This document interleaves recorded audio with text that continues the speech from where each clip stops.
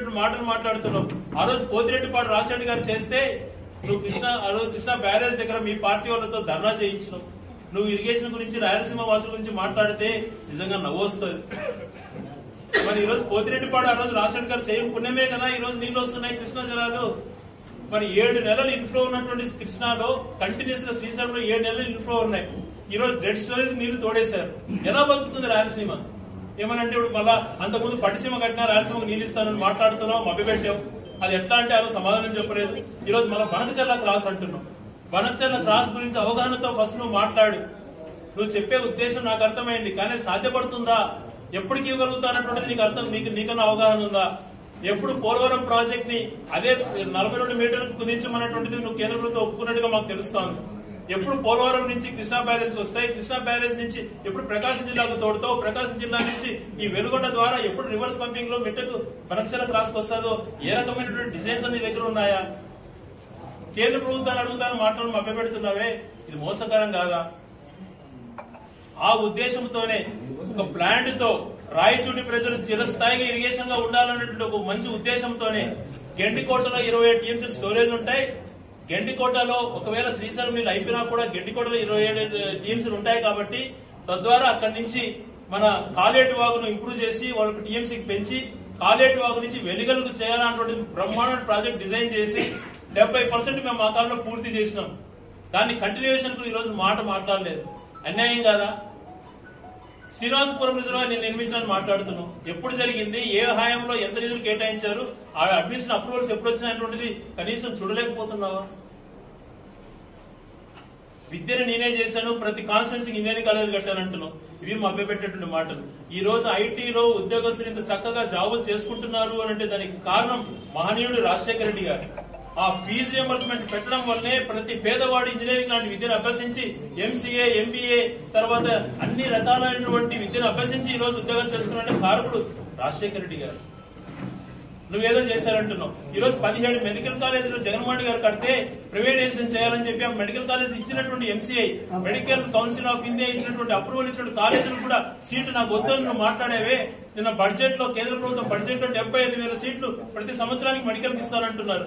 అదే కానీ నువ్వు టేకప్ చేసుకోవాలంటే ఈ రోజు మెడికల్ కాలేజీలకు ఎంత మంచి జరిగిండేదో ఒకసారి ఆలోచించి చంద్రబాబు నాయుడు గారు అని చెప్పి మేము ప్రశ్నిస్తున్నారు.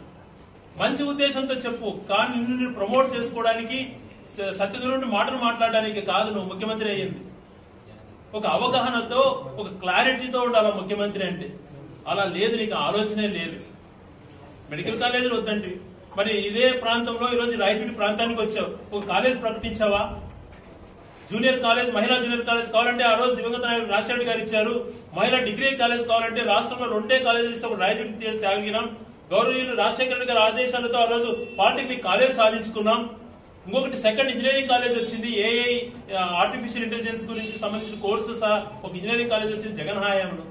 స్కూల్స్ అద్భుతంగా మార్చినటువంటి ఘనత జగన్మోహన్ రెడ్డి గారు.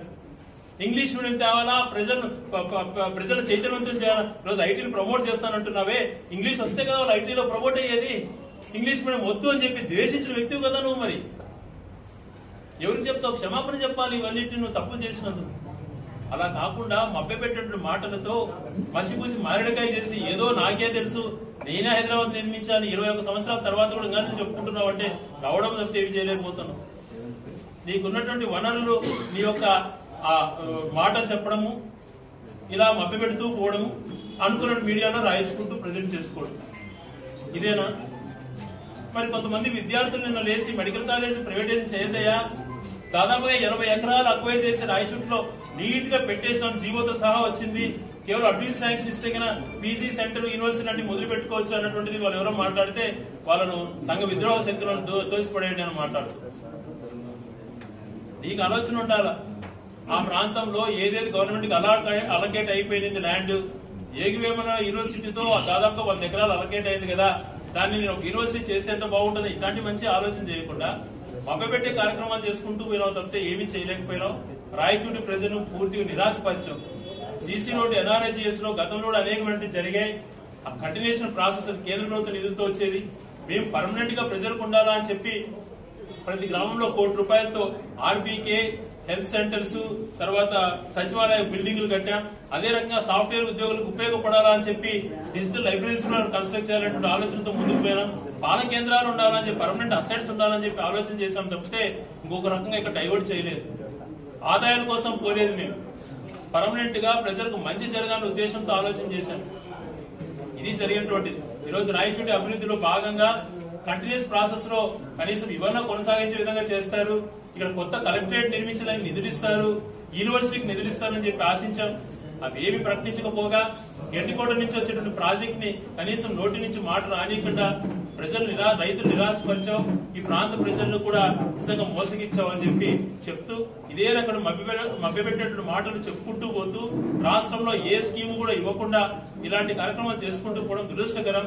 మేనిఫెస్టో అనేటువంటిది నువ్వు ఏదైతే చెప్పావో నెరవేర్చే విధంగా ఆలోచన విధానం ఉండాలి, దానికి తగ్గట్టుగా డెవలప్మెంట్ కూడా ఫోకస్ చేయాలి. కానీ ఏది చేయవు, కానీ మభ్యపెట్టే మాటలు మాట్లాడుతూ దేవతలు రెడీ అమరావతి గురించి చెప్తాం. మేమేం తప్పు కూడా అమరావతిని చెయ్యి, కానీ అక్కడ ఎంత ఖర్చు పెడుతున్నావో, అమరావతికి అయితే నిధులు వచ్చాయి కదా కేంద్ర ప్రభుత్వం నుంచి, ఆ రకంగా రాయలసీమ కూడా నిధులు తీసుకురా. ఇక్కడ హైకోర్టు శాశ్వతమైన హైకోర్టు పెట్టమంటే బెంచ్ పెట్టేశానని చెప్పి ఒక జీవో ఇస్తాం. ఇలాంటి అబద్ధాలు చెప్పకండి. కొప్పర్తి అనేటువంటి ఒక వెనకబడిన ప్రాంతాన్ని సపరేట్ సెజ్ గా చేసినట్టు మహనీయుడు రాజశేఖర రెడ్డి గారు, దాన్ని ఎంతో అభివృద్ధి చేశాడు జగన్మోహన్ రెడ్డి గారు. దాన్ని అద్భుతంగా తీర్చిదిద్దే ప్రయత్నం చేయాలి, కంపెనీలు పెట్టే ప్రయత్నం చేయి, ఇటువంటి చేయి. కానీ యువతను మోసగించిన మాటలు చెప్పొద్దని చెప్పి దయ ఉంచి ఏది చేసావో నువ్వు అంతవరకే చెప్పుకోగాని ఏది జరిగిందో అంతా కూడా నీదే అన్నటువంటి క్రెడిట్ చేసుకుంటూ ఇదే మభ్యపెట్టిన మాటలతో ఎక్కడో అమెరికాలో డెవలప్ అవుతుంటది నా వల్ల అంటావు, ఎక్కడో ఎవరో కష్టపడుకుంటే సత్యనేదల మైక్రోసాఫ్ట్ సీఈఓ అయితే నేనే చేశానంటావు. ఇదే పద్ధతిని మారడంలో 20 సంవత్సరాల నుంచి అదే యాంగిల్లో పోతాడు. ప్రజలు నీకు గట్టిగా బుద్ధి చెప్తారు.